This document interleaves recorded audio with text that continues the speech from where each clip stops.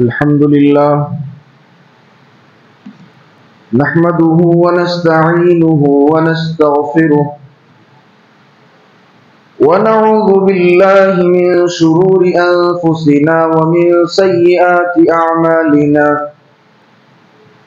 من يهده الله فلا مضل له ومن يضلله فلا هادي له وأشهد أن لا إله إلا الله وحده لا شريك له وأشهد أن محمدا عبده ورسوله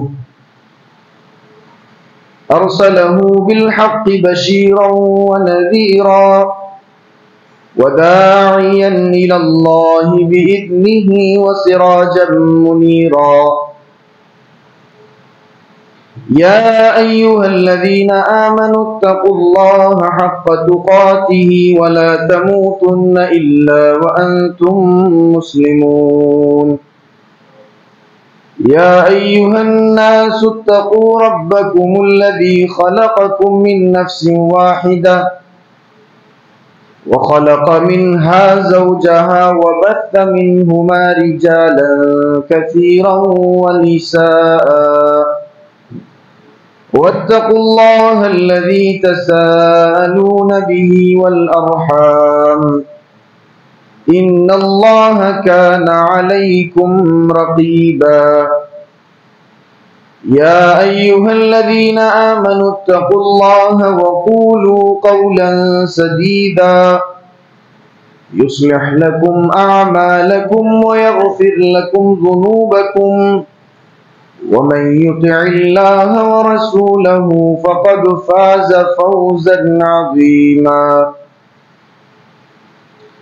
أما بعد فإن خير الحديث كتاب الله وخير الهدي هدي محمد صلى الله عليه وسلم وشر الأمور محدثاتها وكل محدثة بدعة وكل بدعة ضلالة وكل ضلالة في النار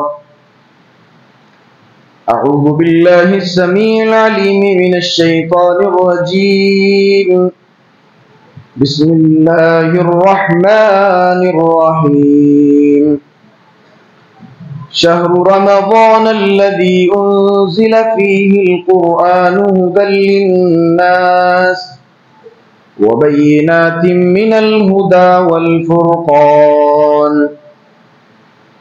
وقال الله تبارك وتعالى في موضع آخر إنا نحن نزلنا الذكر وإنا له لحافظون. معزز حاضرین جمعہ،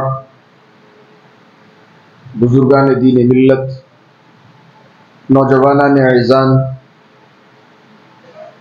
پردہ نشی بعفت بعزت خواتین اسلام اور عزیز بچوں،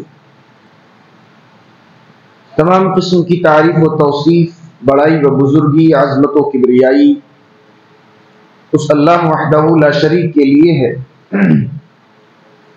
جس نے ہم انسانوں کو اس دنیا کے اندر اشرف المخلوقات کا درجہ دیا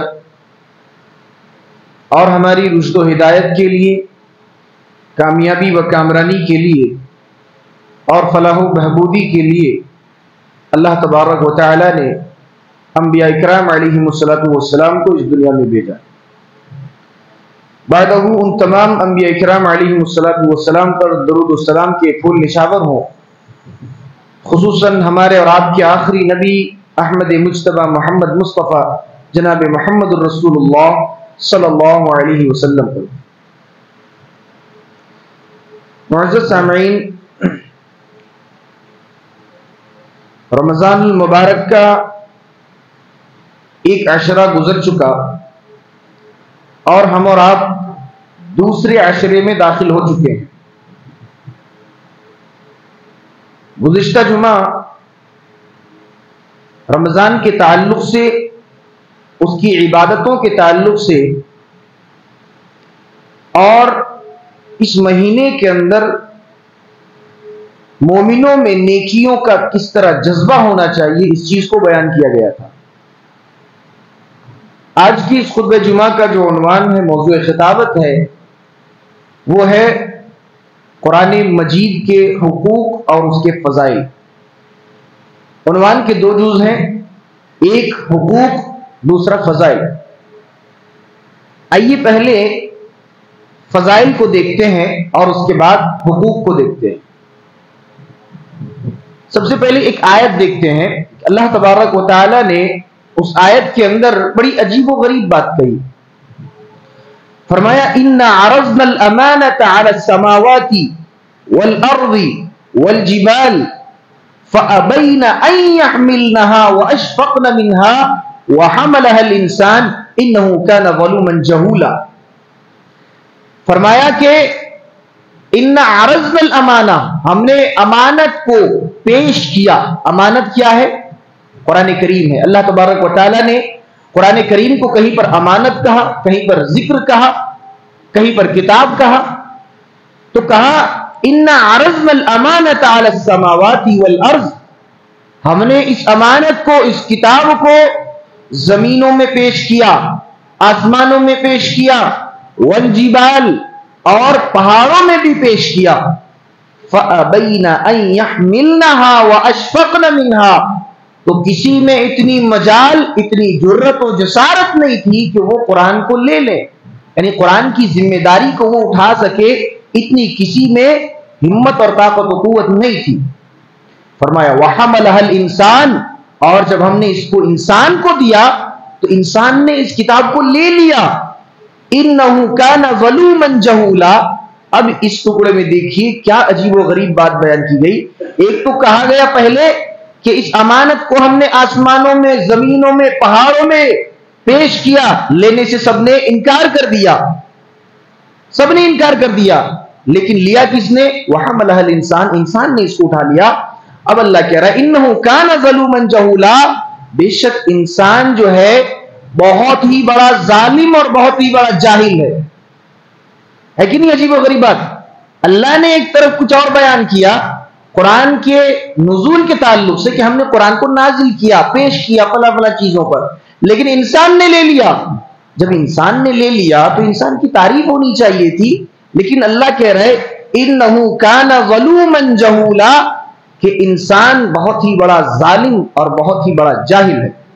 ظلوم اور جہول یہ دونوں فعول کے وزن پر ہیں۔ عربی جاننے والے حضرات اگر گرامر جانتے ہیں وہ سمجھتے ہوں گے کہ ظلوم اور جہول اس کا مطلب ہوتا ہے کہ اس کے معنی میں کثرت پایا جاتا ہے، یعنی ظلوم بہت بڑا ظالم، جہول بہت بڑا جاہل۔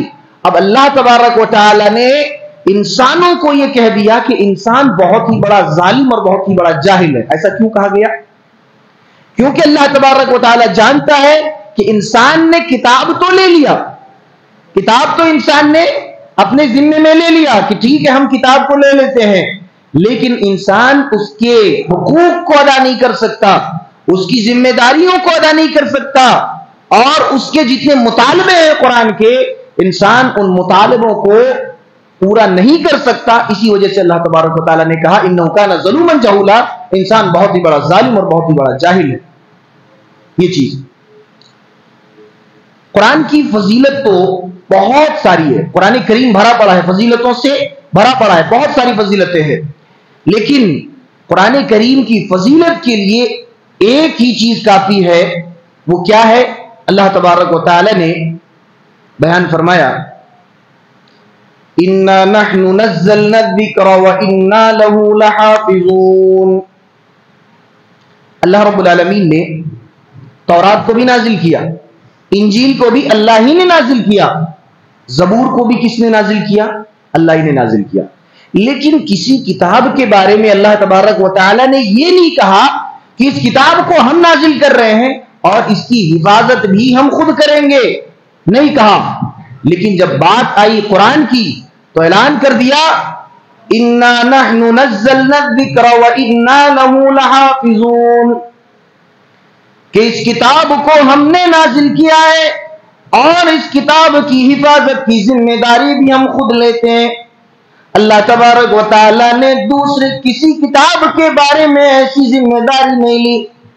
اللہ نے تورات کو نازل کیا، زبور کو بھی نازل کیا، انجیل کو بھی نازل کیا، صحف موسیٰ ہے، صحف ابراہیم ہے، یہ تمام کتابوں کو اللہ رب العالمین نے نازل کیا، لیکن نازل کرتے وقت کسی کتاب کے بارے میں ایسا نہیں کہا کہ اِنَّا نَحْنُ نَزَّلْنَا الْكِتَابَ وَإِنَّا لَهُ لَحَافِظُونَ کہ لوگوں اس کتاب کو ہم نازل کر رہے ہیں اور ہم اس کی حفاظت کی ذمہ داری لیں گے۔ نہیں، کسی کتاب کے تعلق سے اللہ رب العالمین نے یہ اعلان نہیں کیا۔ جب قرآن کریم کی بات آئی تو اعلان کر دیا اِنَّا نَحْنُ نَزَّلْنَا الذِّكْرَ وَإِنَّا لَهُ لَحَافِظُونَ کہ اس کتاب کو ہم نازل کرنے والے ہیں، حفاظت کی ذمہ داری بھی ہماری ہے۔ معلوم کیا ہوا کہ اس کتاب کے اندر قیامت تک کسی بھی چیز کی تبدیلی نہیں آنے والی۔ آپ تورات کو اٹھا کر دیکھ لیں، تورات میں تبدیلی آ گئی۔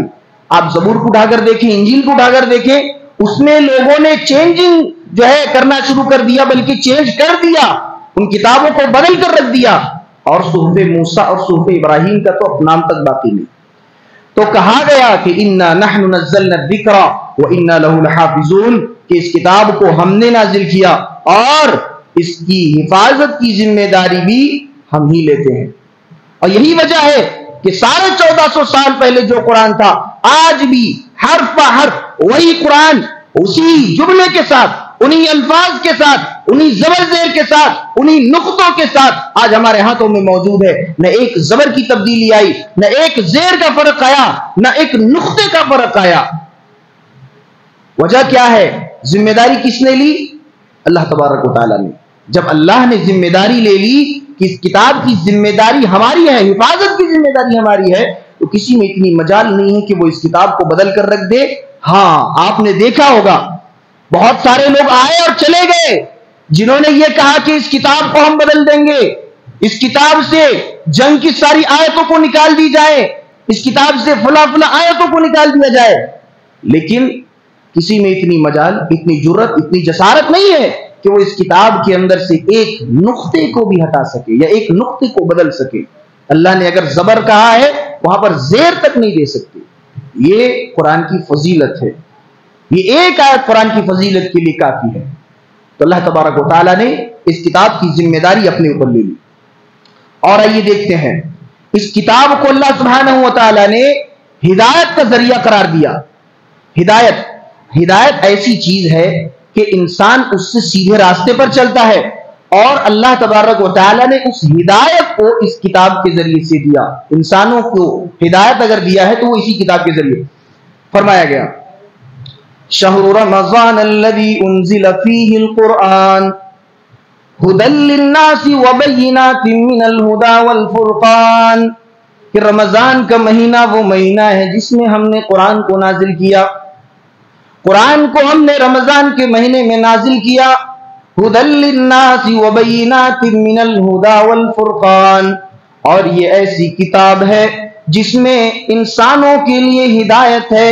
انسان کو اگر ہدایت چاہیے اسے اس کتاب کا مطالعہ کرنا پڑے گا، اس کتاب پر ایمان لانا پڑے گا، اس کتاب پر عمل کرنا ہوگا، ورنہ اس کے علاوہ انسان ہدایت کے راستے اگر تلاش کرتا ہے تو اس کے تلاش جو ہے بے سود ہو جائیں گے اور اسے ہدایت کا کوئی دوسرا راستہ نہیں ملنے والا۔ وَبَيِّنَاتٍ مِّنَ الْهُدَى وَالْفُرْقَانِ اور یہ کتاب ایسی کتاب ہے جو حق اور باطل کے درمیان فرق کو کھول کھول کر بیان کرنے والی ہے۔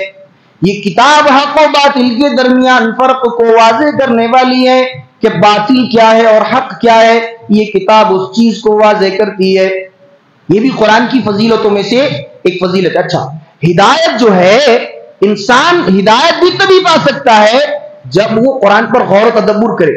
آپ صرف قرآن کو پڑھیں گے اور نہ اس کو مانا، نہ اس کا معنی آپ کو سمجھ میں آ رہا ہے، نہ اس کے مفہوم آپ کو سمجھ میں آ رہے ہیں، اور آپ سوچ رہے کہ ہمیں ہدایت مل جائے، تو یہ ایسا نہیں ہو سکتا۔ ہدایت پانے کے لیے قرآن کریم کو سمجھنا پڑے گا، اس کے معنی کو، اس کے مفہوم کو، اس کے اندر کی باریکیوں کو جب تک نہیں سمجھیں گے تب تک آپ کو پتہ ہی نہیں چلے گا کہ اس کتاب میں کیا بیان کیا گیا۔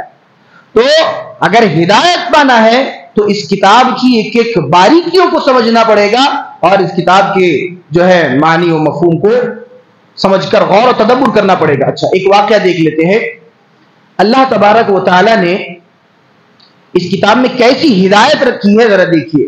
ایک بڑے ہی نیک تابعی گزرے ہیں، فضیل ابن عیاض رحمہ اللہ۔ فضیل ابن عیاض رحمہ اللہ وہ اپنے زمانے کے بڑے ڈاکو تھے، چور تھے۔ لکھا جاتا ہے ان کے تعلق سے کہ وہ ایسے ڈاکو تھے اور ایسی ڈکیتی کرتے تھے کہ دن میں بھی اگر کوئی آدمی جو ہے کھلم کھلا گھوم رہا ہے اور فضیل ابن عیاض اگر سامنے سے گزر رہے ہیں، سامنے والا آدمی ڈر کر بھاگ جاتا تھا۔ وہ ایسے ڈکیت اور ایسے چور تھے فضیل ابن عیاض رحمہ اللہ۔ ایک رات وہ کیا کرتے ہیں، چوری کرنے کے لیے جاتے ہیں۔ وہ ایک دیوار پر چڑھتے ہیں تاکہ وہ ایک سامنے والے گھر میں گھس کر کے وہاں سے چوری کر لے کچھ۔ چوری کرنے کے لیے وہ دیوار پر چڑھتے ہیں۔ جب وہ دیوار پر چڑھتے ہیں، فضیل ابن عیاض جب دیوار پر چڑھتے ہیں، اب وہ گھر میں گھسنے والے تھے لیکن ان کے کان میں ایک آواز آتی ہے، أَلَمْ يَأْنِ لِلَّذِينَ آمَنُوا أَن تَخْشَعَ قُلُوبُهُمْ لِذِكْرِ اللَّهِ۔ ایک چھوٹی سی بچی بیٹھ کر قرآن پڑھتی ہے، اس قرآن کی آواز ان کے کانوں تک پہنچتے ہیں۔ یہ آیت کریمہ جب ان کے کانوں پر پہنچتی ہے، أَلَمْ يَأْنِ لِلَّذِينَ آمَنُوا أَن تَخْشَعَ قُلُوبُهُمْ لِذِكْرِ اللَّهِ، کہ اے ایمان والو کیا وہ وقت ابھی تک نہیں آیا کہ تمہارے دل اللہ کے خوف سے جھک جائے؟ اے ایمان والو کیا ایمان والوں کے لیے ابھی تک وہ وقت نہیں آیا کہ ان کے دل میں اللہ کا خوف آ جائے، ان کے دل اللہ کے خوف سے نرم پڑ جائیں، ان کے دل میں اللہ رب العالمین کا ڈر پیدا ہو جائے اور وہ خشیت الہی سے سارے برے کاموں سے رک جائیں۔ فضیل ابن عیاض رحمہ اللہ نے جب یہ آیت کریمہ سنی، وہ فوراً رک گئے اور کہا، ہائے اللہ، آج وہ دن آ گیا، آج وہ دن آ گیا، میں نے قرآن کریم کی یہ آیت سن لی، میرے دل میں وہ اثر انداز کر گئی۔ اے اللہ میں آج کے بعد سے چوری چھوڑ دوں گا، اے اللہ میں آج کے بعد سے ڈکیتی چھوڑ دوں گا، اے اللہ میں آج کے بعد سے کسی کے گھر میں چوری کرنے کے لیے نہیں جاؤں گا۔ دیوار پر چڑھے ہوئے ہیں، قرآن کی آواز آتی ہے، وہیں سے مڑتے ہیں فضیل ابن عیاض اور مسجد میں جا کر پہنچ جاتے ہیں۔ لکھا جاتا ہے کہ وہ وقت رات کا آدھا حصہ گزرا تھا، آدھی رات کو وہ چوری کرنے کے لیے گئے ہوئے تھے، آدھی رات کو وہ مسجد میں آتے ہیں اور اللہ رب العالمین کے سامنے جھک جاتے ہیں، نماز پڑھتے ہیں اور سجدے میں ایسی توبہ کرتے ہیں، اللہ رب العالمین سے ایسی معافی مانگتے ہیں کہ آدھی رات کو وہ گئے مسجد میں، لوگ آ رہے ہیں، فجر کا وقت ہونے لگا، فجر کا ٹائم شروع ہو گیا، لوگ مسجد میں آ رہے ہیں، اذان بھی ہو گئی، لوگ سنتوں سے فارغ بھی ہو گئے، اب جماعت کھڑی ہونے والی ہے۔ فضیل ابن عیاض سجدے میں پڑے ہوئے ہیں، رو رہے ہیں، سسکنے کی آواز اندر سے آ رہی ہے، اللہ رب العالمین سے معافی مانگ رہے ہیں، روتے جا رہے ہیں، روتے جا رہے ہیں۔ سارے لوگ جمع ہیں کہ یہ بندہ کون ہے جو اللہ رب العالمین سے اتنی زیادہ معافی مانگ رہا ہے، جو اتنا زیادہ توبہ کر رہا ہے، آخر اس نے کیسا گناہ کر لیا؟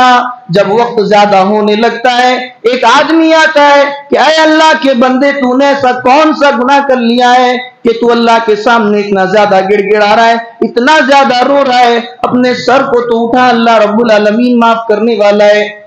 جماعت کا وقت ہو گیا ہے اور فضیل ابن عیاض رحمہ اللہ سجدے میں پڑے ہوئے رو رہے ہیں، کب سے؟ آدھی رات سے رو رہے ہیں۔ ایک آیت کریمہ انہوں نے سنی، الم یعنی للذین آمنوا ان تخشع قلوبہم لذکر اللہ، کیا ایمان والو کیا وہ وقت ابھی تک نہیں آیا کہ تمہارے دل اللہ کے ڈر سے لرز جائے، تمہارے دل میں اللہ کا خوف پیدا ہو جائے؟ کیا وہ وقت نہیں آیا؟ فضیل ابن عیاض آدھی رات سے لے کر کے فجر تک سجدے میں پڑے رہتے ہیں، روتے ہیں، گڑ گڑاتے ہیں، استغفار کرتے ہیں، توبہ کرتے ہیں۔ وہ آدمی جو اٹھاتا ہے، پیچھے سے کھینچ کر اٹھاتے ہیں کہ اے اللہ کے بندے، کون سا ایسا گناہ ہو گیا؟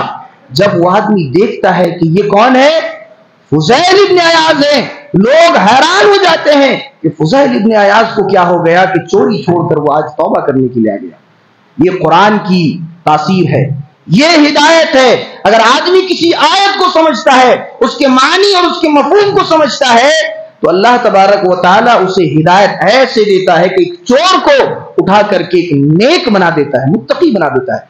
آپ فضیل ابن عیاض کے تعلق سے جب پڑھیں گے معلوم ہوگا کہ وہ ایک نیک، پارسا اور متقی تابعی گزرے ہیں۔ یہ قرآن کی برکت، یہ قرآن ہدایت کا سامان، ایسے ہدایت اگر کوئی قرآن کو سمجھ کر پڑھ لے تو اسے ایسی ہدایت ملنے والی ہے۔ تو یہ چیزیں بیان کی گئی ہیں۔ اور اسی طریقے سے جب یہ قرآن کریم اللہ کے رسول صلی اللہ علیہ وسلم پر نازل ہوا تو کفار نے کیا کیا؟ اعتراض شروع کر دیا کہ یہ کتاب جو ہے اللہ کی کتاب نہیں ہے، یہ محمد نے خود گڑھ لیا صلی اللہ علیہ وسلم۔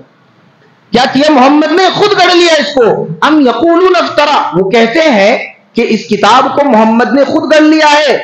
اب اللہ رب العالمین کو قرآن کی صداقت بیان کرنے کی، یہ قرآن کی فضیلت دیکھیے، اللہ تبارک و تعالیٰ کو قرآن کی صداقت بیان کرنی تھی کہ یہ کتاب کس کی جانب سے ہے؟ اللہ کی جانب سے ہے۔ اور کفار اعتراض کیا کر رہے ہیں کہ یہ کتاب کسی انسان کے ذریعے سے لکھا گیا ہے یا انسان کے ذریعے سے یہ کتاب جو ہے بنایا گیا ہے۔ اب اللہ تبارک و تعالیٰ نے ساری انسانیت کو چیلنج کیا۔ اچھا، عرب میں جو لوگ تھے، عربی جاننے والے بڑے بڑے ادبا، فصحا، بلغا موجود تھے، چھوٹی چھوٹی بچیاں وہاں کی ایسی شاعری کرتی تھیں کہ لوگ پریشان ہو جاتے تھے۔ گویا عربی میں سارے کے سارے لوگ ماہر تھے، مہارت رکھنے والے تھے۔ اب اللہ تبارک و تعالیٰ نے ایسے ماحول میں جہاں پر سارے لوگ عربی سے واقف ہیں چیلنج کیا،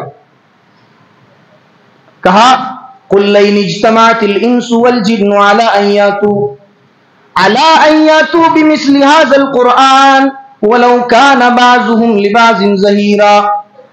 کفار کا یہ اعتراض ہے کہ یہ کتاب اللہ کی جانب سے نہیں ہے، یہ کتاب کسی انسان کی طرف سے ہے۔ قُلْ لَئِنِ اجْتَمَعَتِ الْإِنسُ وَالْجِنُّ، اے نبی جن کا اعتراض ہے کہ یہ کتاب ہماری کتاب نہیں ہے، جائیے انہیں کہہ دیجئے، ہمارا چیلنج انہیں سنا دیجئے، لَئِنِ اجْتَمَعَتِ الْإِنسُ وَالْجِنُّ، سارے انسان، دنیا میں جتنے بھی انسان بستے ہیں اور دنیا میں جتنے جنات رہتے ہیں، سارے انسان اور جنات اکٹھا ہو جائیں اور آپس میں مل کر کے لَئِنِ اجْتَمَعَتِ الْإِنسُ وَالْجِنُّ عَلَىٰ أَن يَأْتُوا بِمِثْلِ هَٰذَا الْقُرْآنِ، اگر سارے لوگ اکٹھا ہو جائیں، جن اور انسان بھی اکٹھا ہو جائیں اور اس جیسی ایک کتاب لانا چاہیں، لَا يَأْتُونَ بِمِثْلِهِ وَلَوْ كَانَ بَعْضُهُمْ لِبَعْضٍ ظَهِيرًا، تو کسی میں اتنی مجال نہیں ہے، کسی میں اتنا پاور نہیں ہے، کسی میں اتنی صلاحیت نہیں ہے کہ وہ اس جیسی کتاب کو لے کر آ جائیں۔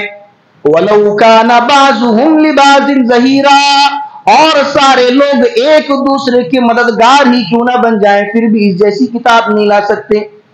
کتنا زبردست چیلنج ہے۔ جنات، دنیا کے سارے جنات ایک طرف، دنیا کے سارے انسان ایک طرف، اور کہا کہ اکیلے اکیلے قرآن نہیں بنانا ہے، سارے لوگ مل جاؤ۔ جنات کیا کرے؟ انسان کی مدد کرے، اور انسان جنات کی مدد کرے، سارے لوگ آ جاؤ اور اس جیسی ایک کتاب بنانا چاہو، لا یاتون بمثلہ ولو کان بعضهم لبعض ظہیرا، نہیں بنا سکتے۔ یہ چیلنج کا یہ پہلا مرحلہ۔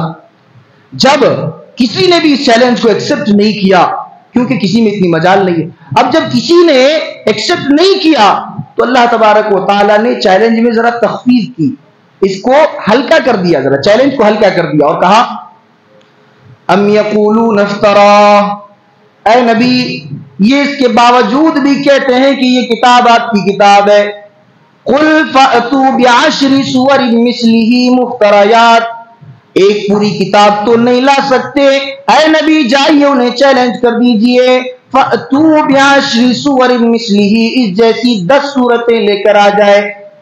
پوری کتاب تو نہیں لا سکتے، چلو 10 صورت لے کر آ جاؤ، تمہارے لیے تخفیف ہے۔ مکے والوں کے لیے اللہ نے ایک دوسرا چیلنج کیا کیا کہ 10 صورتیں لے کر آؤ، پوری کتاب نہیں لا سکتے تو بعشر سور مثلہ مفتریات وادعوا من استطعتم من دون اللہ ان کنتم صادقین، اور اس میں بھی 10 صورتیں بھی اکیلے نہیں بنانا ہے، جاؤ تم جس کی مدد لینا چاہو لے سکتے ہو۔ دنیا میں جس کو تم سب سے بڑا عربی دان سمجھتے ہو، جس کو تم سب سے بڑا ادیب سمجھتے ہو، جس کو تم عربی زبان کا سب سے ماہر سمجھتے ہو، جاؤ اس کو بلاؤ، اس کو سامنے بیٹھاؤ اور تم اس جیسی 10 صورتیں لکھو، مان جائیں گے کہ تم سچے ہو۔ اس چیلنج کو بھی کسی نے ایکسپٹ نہیں کیا۔ اب اللہ تبارک و تعالیٰ نے ایک اور تیسرا چیلنج کیا، جب یہ نہیں ہو پایا، پوری کتاب تو نہیں لا سکے، 10 صورتیں بھی نہیں لا سکے، اللہ نے اب پھر سے اعلان کیا وَإِن كُنتُمْ فِي رَيْبٍ مِّمَّا نَزَّلْنَا عَلَىٰ عَبْدِنَا فَأْتُوا بِسُورَةٍ مِّن مِّثْلِهِ وَادْعُوا شُهَدَاءَكُم مِّن دُونِ اللَّهِ إِن كُنتُمْ صَادِقِينَ۔ وَإِن كُنتُمْ فِي رَيْبٍ مِّمَّا، اے وہ لوگوں جس کو اس کتاب میں شک ہے، فی ریب مما نزلنا علی عبدنا، ہم نے جو کتاب اپنے بندے پر نازل کی ہے، جناب محمد الرسول اللہ صلی اللہ علیہ وسلم پر جو کتاب ہم نے نازل کی ہے، اگر اس کتاب میں تمہیں ذرہ برابر بھی شک ہے، فَأْتُوا بِسُورَةٍ مِثْلِهِ، جاؤ تمہیں چیلنج ہے، پوری کتاب نہیں لا سکتے، 10 سورتیں نہیں لا سکتے، فَأْتُوا بِسُورَةٍ، ایک سورت تو لا سکتے ہو، جاؤ تمہارے لیے چیلنج ہے، ایک سورت لے کر آؤ، وَدُعُوا شُهَدَاءَكُم مِّن دُونِ اللَّهِ إِن كُنتُمْ صَادِقِينَ، اور اللہ کے علاوہ تم جس کو بھی اپنا معبود سمجھتے ہو، جس کو بھی تم اپنا کارساز سمجھتے ہو، جس سے تم مدد مانگتے ہو، جاؤ تمہارے لیے یہ چھوٹ دے دی ہم نے کہ تم ان معبودوں کو بھی لے لو، ان مددگار کو بھی لے لو، اور اگر تم سچے ہو تو ایک سورت لا کر دکھاؤ۔ یہ قرآن کی فضیلت کے لیے کافی ہے کہ نہیں کہ اللہ تبارک و تعالی نے اس کتاب کو اپنی کتاب ثابت کرنے کے لیے تین چیلنج کیا، پوری کتاب لاؤ، نہیں لا سکتے، 10 سورتیں لاؤ، نہیں لا سکتے، ایک سورت لے کر آؤ، انا اعطیناک الکوثر جیسی چھوٹی سی سورت لے کر آؤ۔ اور یہ چیلنج تا قیامت تک ہے، لیکن کسی میں اتنی مجال نہیں کہ اس چیلنج کو پورا کر سکے، ایکسپٹ کر سکے اور ایک سورت لے کر آئے، کسی میں اتنی طاقت و جرت نہیں ہے۔ یہ قرآن کی صداقت اور قرآن کی حقانیت ہے، اور یہ قرآن کی فضیلت پر سب سے بڑی دلیل ہے کہ یہ اللہ رب العالمین کی کتاب ہے، یہ اللہ کی کتاب ہے۔ تو اللہ تبارک و تعالیٰ نے اس چیز کو بیان کیا، اور آئیے دیکھتے ہیں کہ اللہ تبارک و تعالیٰ نے جو کہا کہ انہو کانا ظلومن جہولا، ہم نے شروع میں آیت بیان کی، انہو کانا ظلومن جہولا، کہ انسان بہت بڑا ظالم اور بہت بڑا جاہل ہے۔ تو وہ کیوں کہا کہ انسان قرآن کے حقوق کو نہیں ادا کر سکتا، حقوق کو نہیں ادا کر سکتا ہے، اور وہ نہیں ادا کر رہا ہے۔ آج انسان قرآن پڑھ بھی نہیں رہا ہے، نہ سمجھ رہا ہے، نہ اس پر ڈھنگ سے ایمان لا رہا ہے، نہ اس سے تدبر حاصل کر رہا ہے، نہ نصیحت حاصل کر رہا ہے، نہ غور کر رہا ہے، کچھ بھی نہیں۔ قرآن کے ایک بھی حق کو آج ہم ادا نہیں کر رہے۔ قرآن کی کیا کیا حقوق ہیں آئیے دیکھتے ہیں۔ سب سے پہلا حق، قرآن کا سب سے پہلا حق یہ ہے کہ آدمی قرآن کریم پر ایمان لائے کہ یہ اللہ کی کتاب ہے۔ اس پر سب سے پہلے ایمان ہونا چاہیے کہ یہ کتاب کس کی جانب سے ہے؟ تنزیل من رب العالمین، یہ کتاب اللہ تبارک و تعالی کی جانب سے ہے۔ اس کے بعد اگر اس کتاب پر آدمی ایمان نہیں لاتا کہ اللہ کی کتاب ہے، اور بھلے ہی وہ قرآن پر عمل کر لے، اس کے معنی کو سمجھ لے، قرآن کا بہت بڑا مفسر بن جائے، لیکن اگر اس کتاب پر عمل، اس کی ایمان نہیں ہے تو بے سود ہے، قرآن کا پھر حق ادا نہیں ہو رہا ہے۔ یہ سب سے پہلا حق ہے۔ دوسرا حق کیا ہے؟ قرآن پر ایمان لانے کے بعد اس کی تلاوت کی جائے، قرآن کریم کی تلاوت کی جائے۔ ہم نے درس میں بھی کہا تھا، اور میں بارہا جب بھی اس عنوان پر بات کرتا ہوں میں کہتا ہوں کہ مسلمانوں کی بہت ساری تعداد ایسی ملے گی، آپ کو بہت سارے لوگ ایسے مل جائیں گے جن کو قرآن پڑھنا نہیں آتا۔ شرم کی بات ہے کہ آج ہم مسلمان ہو کر کے قرآن کی تلاوت نہیں کر سکتے، قرآن کو ہم دیکھ کر نہیں پڑھ سکتے، بغیر دیکھے تو دور کی بات، ہم دیکھ کر قرآن کو نہیں پڑھ سکتے۔ آپ بتائیے ہمارا ایمان پھر کیسا ہوا؟ اگر ہمارا ایمان ہوتا کہ یہ قرآن اللہ کی کتاب ہے تو کیا ہم اس قرآن کو پڑھنے کے لیے عربی نہ سیکھ لیتے؟ عربی نہیں سیکھ لیتے۔ آج آدمی ڈاکٹر ہے، انجینئر ہے، بڑے سے بڑا سائنٹسٹ بن جاتا ہے، اور اسے معمولی سی عربی نہیں آتی ہے، وہ کیسا ایمان لانے کا دعویٰ کرتا ہے؟ اس کتاب پر پھر ایمان لانے کا دعویٰ تو پھر جھوٹا ہو گیا نا۔ کہ آدمی اگر کسی چیز پر دعویٰ کر رہا ہے تو کم از کم اس کو پڑھنے کے لیے وہ عربی تو سیکھ لیتا۔ تو آج بہت سارے مسلمان ایسے ہیں جو قرآن پڑھنا تک نہیں جانتے دیکھ کر کے۔ تو دوسرا حق کیا ہے؟ قرآن پڑھا جائے، تلاوت کی جائے قرآن کی۔ صحابہ کرام کے اندر کیسا جذبہ تھا، قرآن کریم کی تلاوت کا جذبہ کیسا تھا؟ حضرت عبداللہ ابن عمر رضی اللہ تعالی عنہ کے تعلق سے سنن ابن ماجہ کے اندر ایک روایت ہے، بیان کیا جاتا ہے، حضرت عبداللہ ابن عمر رضی اللہ تعالی عنہ قرآن کریم کو جب پڑھا کرتے تھے، جب انہیں قرآن یاد ہو گیا تو وہ ہر رات قرآن ختم کرتے تھے، ایک رات میں مکمل قرآن ختم کر دیا کرتے تھے۔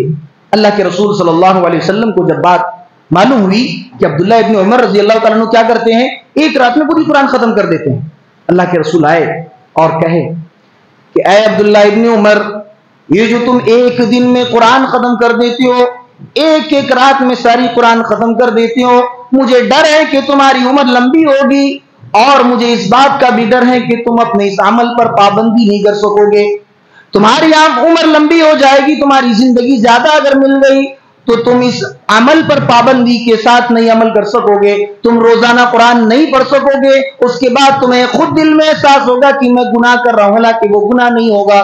تو تم ایک کام کرو کہ اس کتاب کو تم مہینے میں ایک بار ختم کرو، ایک دن میں نہیں کرو۔ عبداللہ ابن عمر رضی اللہ کہنے لگے یا رسول اللہ میں ایک مہینے میں نہیں بلکہ میں اس سے بھی زیادہ طاقت رکھتا ہوں۔ اللہ کے رسول نے کہا ایک مہینے میں یعنی ایک ایک پارہ ایک دن میں، ایک ایک پارہ ایک دن میں۔ کہا اللہ کے رسول میں اس سے بھی زیادہ طاقت رکھتا ہوں۔ کہا کہ ٹھیک ہے اگر تم اس سے زیادہ طاقت رکھتے ہو تو چلو تم 10 دن میں قرآن ختم کر لینا۔ پھر سے کہا یا رسول اللہ میں اس سے بھی زیادہ طاقت رکھتا ہوں، میں اس سے بھی زیادہ ایک دن میں پڑھ سکتا ہوں۔ کہا کہ چلو ٹھیک ہے تم 7 دن میں قرآن ختم کر لینا۔ تو کہا کہ میں اس سے بھی زیادہ طاقت رکھتا ہوں، 7 دن بھی میرے لیے جو ہے بہت زیادہ ہے، میں اس سے بھی کم میں قرآن ختم کر سکتا ہوں۔ تو سنن ابن ماجہ کے اندر ہے کہ اللہ کے رسول صلی اللہ علیہ وسلم نے منع کر دیا کہ نہیں اس سے کم میں تم نہیں پڑھ سکتے، اللہ کے رسول صلی اللہ علیہ وسلم نے منع کر دیا۔ تو یہ صحابہ کا حال تھا کہ وہ قرآن کو ایک ایک رات میں ختم کر دیا کرتے تھے۔ آج ہمارا حال کیا ہے کہ ہمیں اطمینان کب ملے گا؟ جب تراویح میں قرآن ختم ہو جائے۔ ہاں قرآن ختم ہو گیا، ہمارا جو ہے فرض ادا ہو گیا، ہم نے فرض ادا کر دیا۔ سال بھر قرآن کو ہم طاقوں میں سجا کر رکھ دیتے ہیں، اور رمضان کا مہینہ آتا ہے تو ہم حافظوں سے کہتے ہیں کہ قرآن کو ختم کرو، ہمیں اطمینان مل جائے گا۔ ایک مسئلہ یہ بھی بیان کیا جائے، مسئلہ یہ بیان ہو جائے، قرآن کو رمضان میں ختم کرنا یہ ضروری نہیں ہے، ضروری کیا ہے؟ قیام لمبا کیا جائے، قیام لمبا کیا جائے۔ جو ہم قیام کرتے ہیں نماز میں، تراویح کی نماز میں، وہ لمبا ہو، یہ ضروری ہے۔ آدمی دھڑ دھڑ پڑھ پڑھ کر جلدی سے قرآن ختم کر دے اور دل کو اطمینان پہنچا لے کہ نہیں قرآن ختم ہو گیا صاحب، تو معذرت کے ساتھ عرض ہے کہ یہ ہمارے ایمان کی کمزور ہونے کی دلیل ہے کہ ہم صرف قرآن کو جلدی جلدی پڑھ کر ختم کرنے کو اپنے جو ہے دل کے اطمینان کا باعث سمجھتے ہیں اور اپنے دل کے اطمینان کا ذریعہ سمجھتے ہیں۔ تو قیام لمبا ہے۔ تو معلوم کیا ہوا کہ اللہ کے رسول صلی اللہ علیہ وسلم کے دور میں صحابہ کرام کے اندر قرآن سے اتنی محبت تھی کہ وہ قرآن کو ایک ایک رات میں ختم کر دیا کرتے تھے۔ اللہ کے رسول کو منع کرنا پڑتا تھا کہ اتنا زیادہ مت پڑھو۔ آج ہمارا حال ہے، مسلمانوں کا حال ہے کہ قرآن کو پڑھتے نہیں ہیں۔ آپ خود اپنے دل سے پوچھئے، آپ اپنے آپ سے سوال کیجئے، آخری دفعہ کب قرآن کو ہاتھ لگایا تھا؟ آخری دفعہ کب قرآن کو ہاتھ لگایا تھا؟ بہت سارے لوگ ہوں گے جو رمضان شروع ہو گیا، 12 رمضان گزر گئے، اب تک قرآن کو ہاتھ نہیں لگایا ہوگا۔ بہت سارے ایسے لوگ ہوں گے اور بہت سارے پڑھتے بھی ہیں ماشاءاللہ۔ تو دوسرا حق یہ ہے قرآن کا کہ آدمی اگر قرآن کا حق ادا کرنا چاہتا ہے تو وہ قرآن کریم کی تلاوت کرے، ایمان لائے، قرآن کی تلاوت کرے، اور اس کے بعد قرآن کریم کو وہ سمجھے، اس پر غور و تدبر کرے۔ اللہ تبارک و تعالی نے بیان فرمایا افلا یتدبرون القرآن ام علی قلوب اقفالها، کیا یہ لوگ قرآن کریم میں غور نہیں کرتے؟ کیا قرآن کی آیتوں میں یہ تدبر نہیں کرتے؟ کیا یہ نہیں دیکھتے کہ ہم نے اس قرآن میں پچھلی قوموں کا تذکرہ کیا، ہم نے انہیں کیسے ہلاک کیا، یا ہم نے کس کو کس پر فضیلت دی، ہم نے یہ ساری چیزیں کیوں بیان کی ہیں؟ لوگ اس سے نصیحت کیوں نہیں حاصل کرتے ہیں؟ لوگ غور کیوں نہیں کرتے، تدبر کیوں نہیں کرتے؟ ام علی قلوب اقفالها، یا ان کے دلوں میں تالے لگے ہوئے ہیں۔ اللہ کہہ رہا ہے کہ کہیں ہمارے دل میں تالے تو نہیں لگے ہوئے ہیں؟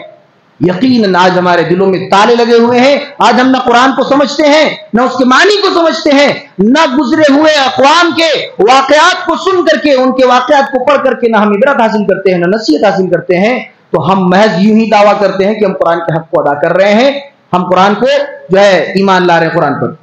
تو یہ ہمارا دعویٰ اور یہ جو ہمارا کہنا کہ ہم قرآن پر ایمان لاتے ہیں، ہم اس پر اس کے حقوق کو ادا کرتے ہیں، یہ ہمارا دعویٰ سراسر جھوٹا ہے۔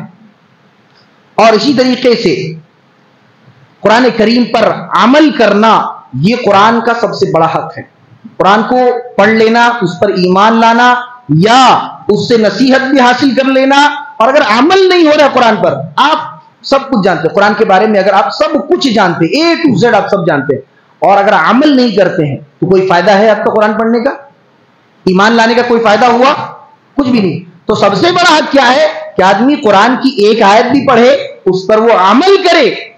اور ایمان کا یہی مطلب بھی ہوتا ہے، الاقرار باللسان والتصدیق بالجنان والعمل بالجوارح، کہ آدمی جب کسی چیز پر ایمان لائے تو پہلے زبان سے اقرار کرے، پھر جو ہے دل میں اس کو دل سے تصدیق کرے، اور اسی طریقے سے وہ اپنے اعضاء و جوارح کے ذریعے سے وہ اس پر عمل کرے۔ تو اگر قرآن پر ایمان لانے کا دعویٰ ہے تو اس پر عمل کرنا پڑے گا۔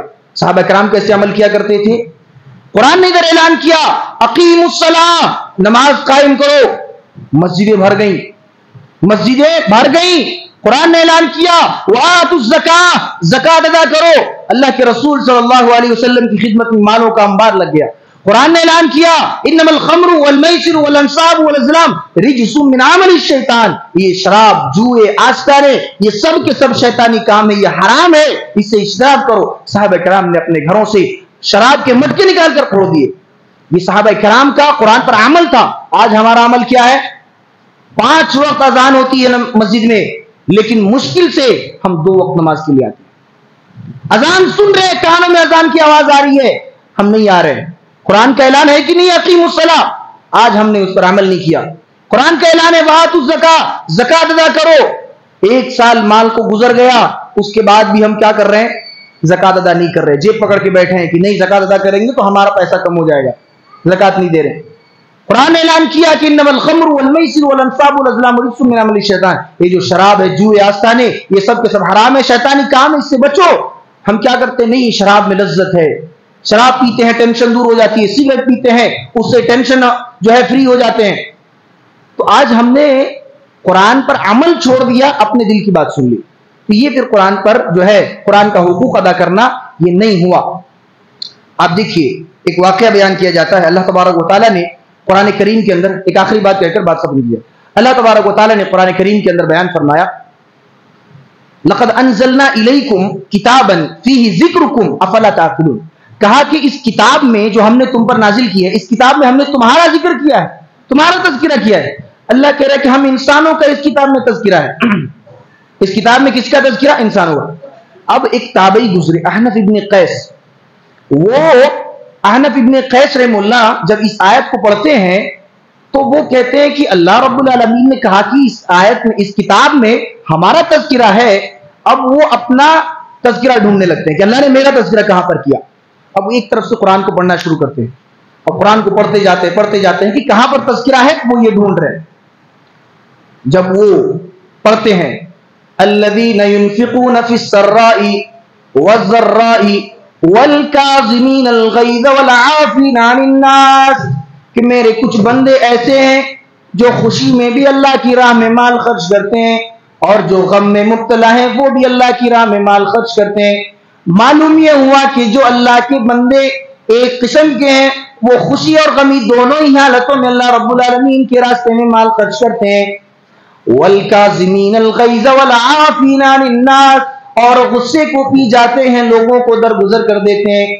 اللہ نے ایک صفت بیان کی کہ میرے کچھ بندے ایسے ہیں جو یہ کام کرتے ہیں۔ انس ابن قیس کہتے ہیں کہ اے اللہ، میں اتنا بھی زیادہ نیک نہیں ہوں کہ مجھے غصہ نہ آئے، یا جب میں ٹینشن میں رہتا ہوں، میری جو ہے تنگی چلتی ہے تو میں تیری راہ میں خرچ کرتا ہوں۔ اے اللہ، میں اتنا بھی زیادہ نیک نہیں ہوں، لہذا اس آیت میں میرا تذکرہ نہیں ہے۔ آگے بڑھتے ہیں اور آگے بڑھتے ہیں اور پڑھتے پڑھتے وہ پہنچتے ہیں کانوا قلیلا من اللیل ما یہجعون۔ اللہ بیان فرماتا ہے کہ میرے کچھ بندے ایسے بھی ہیں جو راتوں کو کم سوتے ہیں اور زیادہ وہ جاگ کر عبادتیں کرتے ہیں۔ احنف ابن قیس کہتے ہیں اے اللہ، میں اتنا بھی زیادہ نیک نہیں ہوں کہ میں راتوں کو جاگوں اور تیری عبادتیں کروں۔ ہاں اے اللہ، میں عبادتیں تو کرتا ہوں لیکن اتنی زیادہ عبادتیں بھی نہیں کرتا، لہذا اس آیت میں بھی میرا تذکرہ نہیں ہے۔ وہ اور آگے بڑھتے ہیں اور آگے بڑھتے ہوئے اس آیت پر پہنچتے ہیں اذا قیل لهم لا الہ الا اللہ یستکبرون۔ میرے کچھ بندے ایسے بھی ہیں جن کے سامنے لا الہ الا اللہ کہا جائے تو وہ غصہ ہو جاتے ہیں اور وہ تکبر کرنے لگتے ہیں، وہ ناراض ہو جاتے ہیں۔ احنف ابن قیس کہتے ہیں اے اللہ، میں اتنا زیادہ بھی گنہگار نہیں ہوں، میں اتنا زیادہ بھی معصیت نہیں کرتا کہ میں تیری وحدانیت کا تذکرہ سن کر جو ہے ناراض ہو جاؤں، غصہ ہو جاؤں، لہذا اے اللہ اس آیت میں بھی میرا تذکرہ نہیں ہے۔ پھر پڑھتے پڑھتے وہ ایک آیت کریمہ پر پہنچتے ہیں، اللہ فرماتا ہے وآخرون اعترفوا بذنوبهم خلطوا عملا صالحا وآخر سیئا، کہ میرے کچھ بندے ایسے ہیں جو گناہ تو کر لیتے ہیں، جو نافرمانیاں کر لیتے ہیں، جو میرے معصیت کے کام تو کر لیتے ہیں، وآخرون اعترفوا بذنوبهم، لیکن گناہ کے بعد وہ اپنے گناہوں کا اعتراف کر لیتے ہیں، وہ میرے سامنے آ کر اپنے گناہوں کا اقرار کر لیتے ہیں، اپنے گناہوں کو مان لیتے ہیں اور مجھ سے معافی مانگنے لگتے ہیں کہ اے اللہ ہاں میں نے یہ گناہ کر لیا، اے اللہ میں نے یہ خطا کر لیا، اے اللہ میں نے یہ معصیت کا کام کر لیا۔ تو میرے کچھ بندے ایسے بھی ہیں جو گناہ کرنے کے بعد میرے سامنے آ کر مجھ سے معافی مانگ لیتے ہیں اور اپنے گناہوں کا اعتراف کرنے لگتے ہیں۔ حنف ابن قیس کہتے ہیں اللہ میں نے اپنا تذکرہ پا لیا، یہ میرا تذکرہ ہے کہ میں گناہ کرتا ہوں، میں خطا کرتا ہوں، لیکن اے اللہ جب جب میں گناہ کر لیتا ہوں، جب جب میں خطا کر لیتا ہوں، اے اللہ میں تیرے سامنے آ کر اپنے گناہوں کا اعتراف کر لیتا ہوں، میں اپنے گناہوں کا اعتراف کر کے اقرار کر کے تجھ سے معافی مانگ لیتا ہوں، تجھ سے توبہ کر لیتا ہوں۔ اے اللہ میں نے قرآن کریم میں اپنا تذکرہ پا لیا اور تو نے بالکل سچ کہا کہ لقد انزلنا الیکم کتابا فیہ ذکرکم، کہ ایسی کتاب ہم نے تم پر نازل کی جس میں ہم نے تمہارا تذکرہ کیا، تمہارا ذکر ہم نے اس میں بیان کیا۔ تو آج ضرورت اس بات کی ہے کہ جب ہم بھی قرآن کریم کو پڑھیں تو صرف عربی جملوں کو نہ پڑھا جائے بلکہ اس کے معنی کو، اس کے مفہوم کو سمجھا جائے۔ قرآن کریم میں اللہ تبارک و تعالیٰ نے گزشتہ اقوام کے تعلق سے کیا بیان فرمایا وہ دیکھیں کہ ان اقوام کو جو اللہ نے ہلاک کیا، جن صفتوں کی وجہ سے ان کو ہلاک کیا، کہیں وہ برائیاں، کہیں وہ بری صفتیں ہمارے اندر تو نہیں ہے، یہ اللہ رب العالمین نے جن نیک لوگوں کی صفتیں بیان کی، آپ انہیں دیکھیے کیا یہ نیک صفتیں ہمارے اندر موجود ہیں یا نہیں ہے۔ تو ضرورت اس بات کی ہے کہ ہم قرآن کریم کو پڑھیں لیکن سمجھ کر پڑھیں، غور کریں، تدبر کریں اور اس کتاب سے نصیحت حاصل کریں، اور سب سے بڑی بات کہ ایک آیت بھی اگر پڑھیں تو اس پر عمل کرنے کی کوشش کریں۔ اللہ رب العالمین سے توفیق مانگتے ہیں کہ اللہ ہمیں اس کتاب پر عمل کرنے کی توفیق عطا فرمائے۔ آئیے دعا کرتے ہیں اللہ سبحانہ و تعالی ہم سبوں کو کئی سنی باتوں کو سمجھنے اور ان پر صحیح عمل کرنے کی توفیق عطا فرما۔ اے اللہ ہم تمام مسلمانوں نے آج تک جتنی بھی خطائیں کی، جتنے بھی غلطیاں کی، جتنے بھی گناہ سرزد ہو گئے، اے اللہ تو ان تمام گناہوں کو اپنے فضل و کرم سے معاف فرما۔ اے اللہ ہم تمام لوگوں نے آج تک جتنے بھی نیک اعمال کیے تو ان تمام نیک اعمال کو اپنے فضل و کرم سے قبول فرما۔ اے اللہ ہمیں جب تک اس دنیا میں زندہ رکھ، حالت اسلام میں زندہ رکھ، اور جب ہمارا خاتمہ ہو تو خاتمہ بالخیر ہو۔ اقول قولی هذا واستغفر الله لي ولكم ولسائر المسلمين انه تعالى جواد ملك بر رؤوف رحيم۔